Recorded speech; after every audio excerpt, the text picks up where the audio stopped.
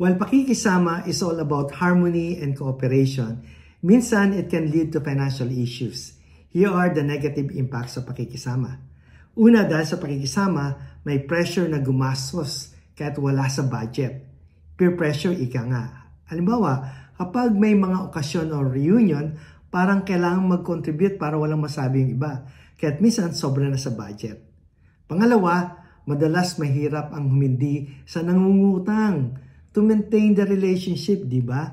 Kaya kahit nahihirapan na financially, nagbibigay pa rin ng pera sa friends or family para lang makisama, kahit hindi sigurado kung ito ay mababayaran. Pangatlo, minsan, napipilitang sumali sa mga group savings or tinatawag natin paluwagan kahit hindi kaya dahil sa pakikisama. Dahil nahihiyang maningil ng utang at ayaw natin ng gulo, hinahayaan na lang natin ito. Pero ang nangyayari, lumalaki ang problema.